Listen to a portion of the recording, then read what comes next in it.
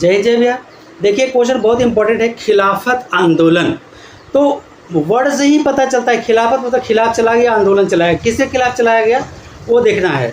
या British government के खिलाफ, शायद ही कोई ऐसा देश बचा है जिसे ब्रिटिश गवर्नमेंट अपना अधिकार नहीं कि उस पर किया है, मतलब उस पर शासन नहीं किया है। तो प्रथम विश्व युद्ध के समय ये अंग्रेज वादा किया था भारतीय से कि हम केवल यहाँ सरकार की सुरक्षा और सरकार चला रहे हैं, अगर चाहें तो अपनी सरकार चलाने के लिए कानून बना लीजिए, तो हम आपको कानून देश छोड़ के चले जाएंगे।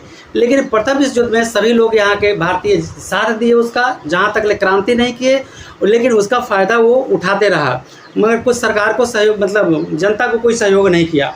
इसी बीच क्या किया कि प्रथम युद्ध में ब्रिटेन के खिलाफ तुर्की की पराजय हो गया, ब्रिटेन के खिलाफ तुर्की के पराजय हो गया, मतलब तुर्की हार गया, जिसके फलस्वरूप ऑटोमन साम्राज्य को विघटित कर दिया।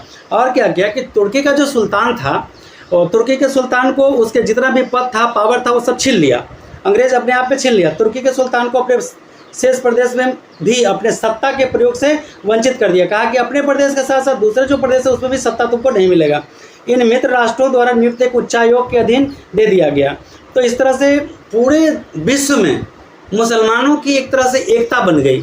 और जो तुर्की का जो खलीफा था, जो उसको नेता कहते हैं या खलीफा कहते हैं या सुल्तान कहते हैं, उसकी जो बेइज्जती की गई, तो ये पूरे देश में एक माहौल बना दिया कि ये बहुत गलत किया गया है, अंग्रेज ब्रिटिश गवर्नमेंट बहुत गलत किया है। इसका भारत में भी जो अंग्रेज कहा था कि हम आज़ादी के बाद मतलब प्रथम विश्व युद्ध के बाद हम आपको आज़ाद कर देंगे या देश छोड़ के चले जाएंगे, वो अपना वादा निभाते हुए नहीं देख पा जान पड़ा।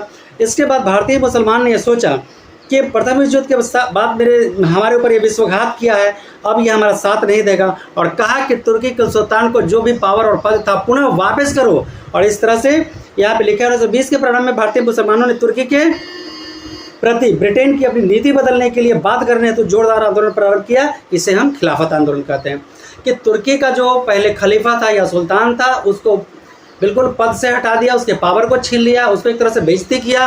पूरे देश में, पूरे मुल्क में, पूरे विश्व में बोलने की मुसलमानों ने इसके विरोध आ गया। भारत में पूर्ण रूप से खिलाफत आंदोलन चलने लगा। तो जो तुर्की के सम्राट, जो तुर्की का खलीफा परवान था, इसके विरुद्ध जो भी चलाए गए आंदोलन, उसको हम खिलाफत आंदोलन कहते हैं।